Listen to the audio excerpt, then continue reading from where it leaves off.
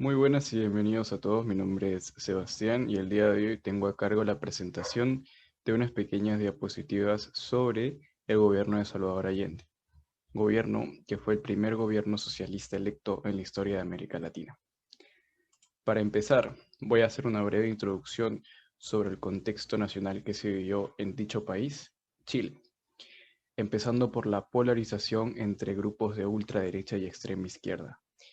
Por el lado de la ultraderecha teníamos al postulante Jorge Alessandri, del Partido Demócrata Cristiano, mientras que por el lado de la extrema izquierda se tenía al candidato Salvador Allende, un candidato de ideología marxista y socialista.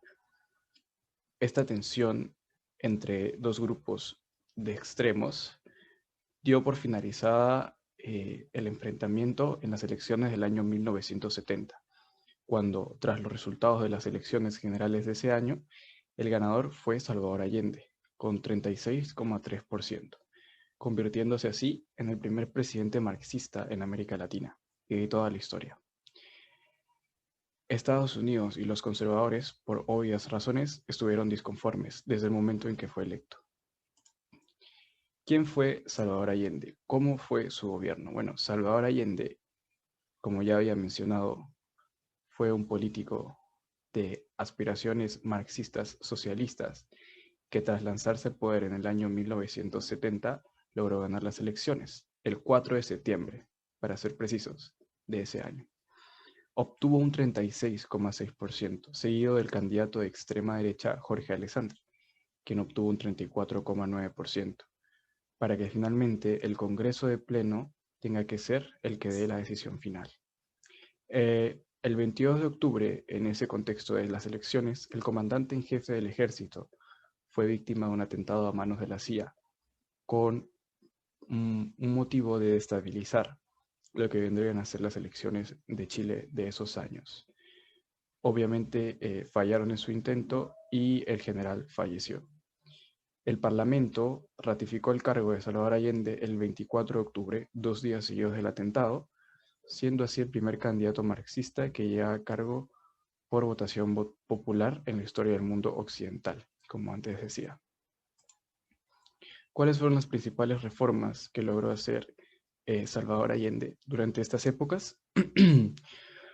Una de las reformas más profundas e importantes fue la reforma agraria, un conjunto de políticas económicas, sociales y legislativas que buscaban modificar la estructura de la propiedad y producción de la tierra. Uno de los logros más grandes tras esta reforma agraria fue que más de 5 millones de hectáreas de tierra se le fueron entregados a campesinos pobres, como habían prometido Salvador Allende en su campaña electoral, y se estableció un límite de 80 hectáreas de riego para cualquier asociación o empresa privada.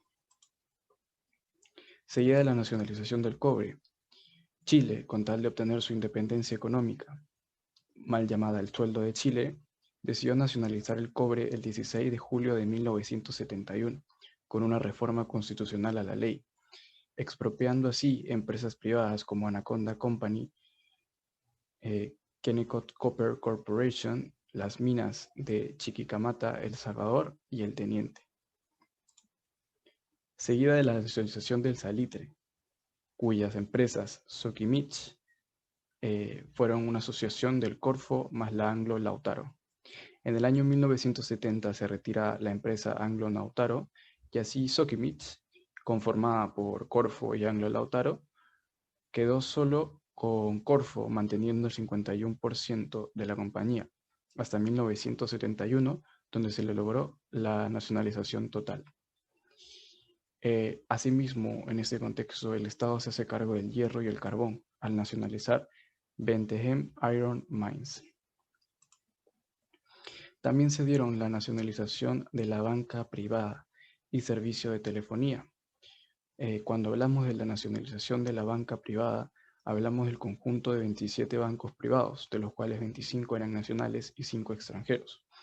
Asimismo, de los servicios de telefonía, se expropiaron empresas norteamericanas como International Telephone and Telegraph. ¿Cuáles fueron los principales problemas del gobierno de Salvador Allende?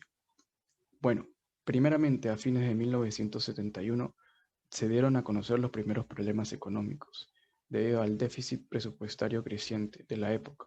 Las políticas monetarias descontroladas obligaron a un crecimiento de 124% al crédito del sector público. Las reservas internacionales cayeron de 394 millones de dólares a 163 millones de dólares, por lo que el gobierno suspende la deuda externa. La balanza comercial pasa de un superávit de 95 millones a un déficit de 90 millones tras la caída del precio del cobre. Se produce una contracción de las utilidades corporativas a causa de los incrementos en los salarios reales y los constantes controles de precio que establecía el gobierno. Asimismo, se dieron las primeras señales de desabastecimiento, hablando del contexto del año 1971, y la creación de un más fuerte mercado negro. El fin del gobierno de Salvador Allende se dio en el año 1973.